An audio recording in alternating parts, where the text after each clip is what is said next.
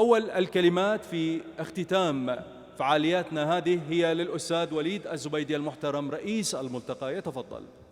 السلام عليكم ورحمة الله وبركاته، والصلاة والسلام على سيد الخلق أجمعين أبي القاسم محمد وعلى آله الطيبين الطاهرين وصحبه المنتجبين الميامين. فرصة طيبة أن نلتقي بحضراتكم بنسخة ثانية من ملتقى العمرة العراقي IUF 2024 وتحت شعار طوبى لمن يخدم معتمر.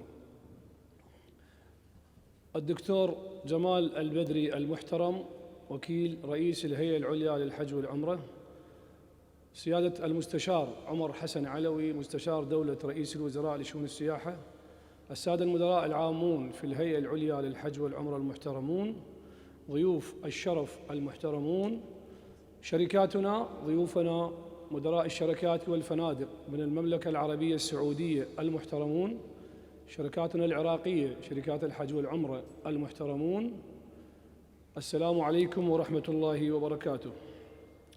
بإيجاز أتحدث عن النسخة الثانية لملتقى العمرة العراقي الذي نحن الآن في فعاليات حفل اختتام وتكريم الشركات المشاركة. في هذه النسخة شاركت 63 شركة من محاور ومفاصل برامج العمرة، منها شركات تشغيل الفنادق وشركات حج وعمرة وشركات إعاشة وفنادق. هذه المنظومة اخترنا هذه الشركات حتى تلائم ذوق الشركات العراقية في تنظيم برامجها لهذا الموسم. والشركات المشاركة من كبرى الشركات المملكة العربية السعودية ولها باع طويل في هذا العمل، وقد خدمت هذه الشركات شركاتنا العراقية من حيث التعاقدات التي جرت يوم أمس واليوم. ناهيكم عن النسخة الأولى التي كانت عددها 50 شركة مشاركة، فنعتبر احنا في تطور من السنة الماضية إلى هذه السنة بزيادة نسبة الشركات المشاركة. ارتأينا من خلال تنظيم هذا الملتقى، وكما تعرفون لأن شركة المسل شركة منظمة، إضافة إلى أنها شركة سفر وسياحة، هي شركة منظمة للمعارض السياحية ومنها معرض العمرة ملتقى العمرة العراقي. في معارضنا السابقة تخصصنا في مجال السياحة والسفر وأثبتنا وجودنا كشركة عراقية من خلال استقطاب الشركات العالمية. بدأنا في عام 2016 ب 25 شركة، وفي عام 2024 في 106 شركة حاضر العراق من مختلف دول العالم، تقريبا 15 دولة. وقد أثبتنا بهذه الملتقيات وفتحنا محطات جديدة لشركاتنا العراقية ليتم التعاون والتواصل مع الشركات الأجنبية وفتح محطات جديدة. فيما يخص ملتقى العمرة العراقي، الفكرة جاءت من خلال الدعم من سماحة الشيخ سامي المسعودي، ومن خلال إنجازات الهيئة العليا للحج والعمرة. لسنتين متتاليتين العراق يحصد جائزة لبيتم كأفضل بعثة حج إسلامية في العالم الإسلامي، وهذا إنجاز كبير. ولأول مرة العراق يصل إلى أعداد كبيرة في المعتمرين وتصدير المعتمرين من خلال الفتح الطريق البري، ولأول مرة منذ 40 عام، وبجهود جبارة من قبل الهيئة وعلى رأسها سماحة الشيخ سامي المسعودي.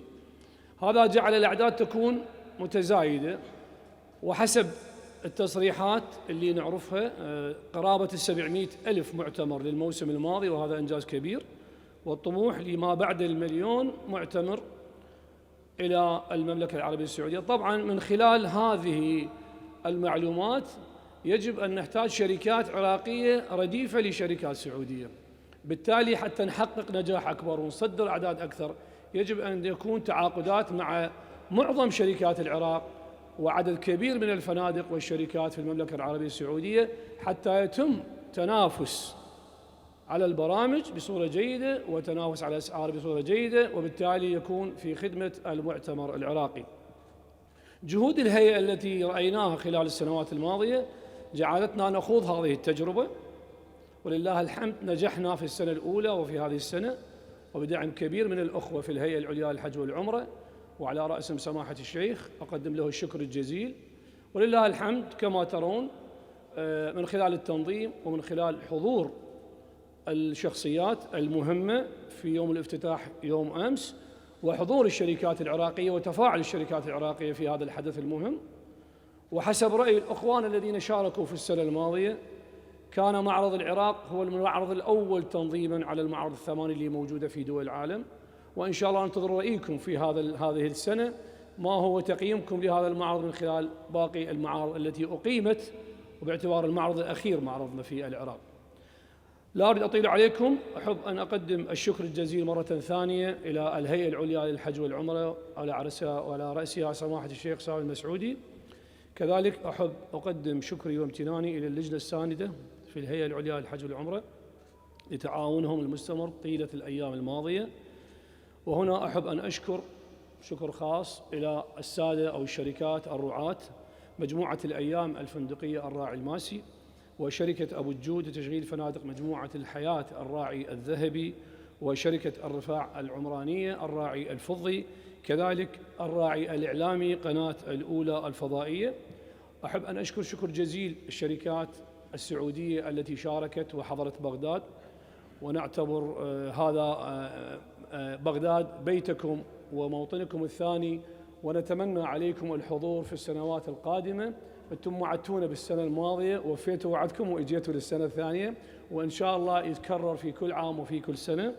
أحب أن أقدم شكري لكافة الأخوة الإعلاميين الذي غطوا الحدث، وبالخصوص إعلامي هيئة الحج والعمرة، كان لهم حقيقة أثر كبير في نشر المعلومة.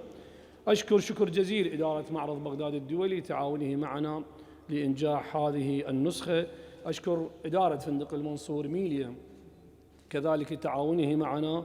أشكر شركة الهيبة لتعاونها معنا في تنظيم المعرض. الشكر الجزيل لجمعية الطهاة التي حضرت يوم أمس واليوم، حضرت بكل طهاة العراق، أسماء لامعة، وسوف بعد قليل تتذوقون الأكل العراقي وإن شاء الله يعجبكم. أشكر كل الأخوة الذين ساهموا وساعدوا في مساعدتنا إلى أن نوصل إلى هذه المرحلة. شكر خاص إلى كادري فريق IOF، فريق شركة المسل للسفر والسياحة، شكرهم شكر جزيل من كل قلبي. جنود مجهولين طيلة 100 يوم عمل متواصل وصلنا إلى هذه النتيجة، والحمد لله رب العالمين. والسلام عليكم ورحمة الله وبركاته.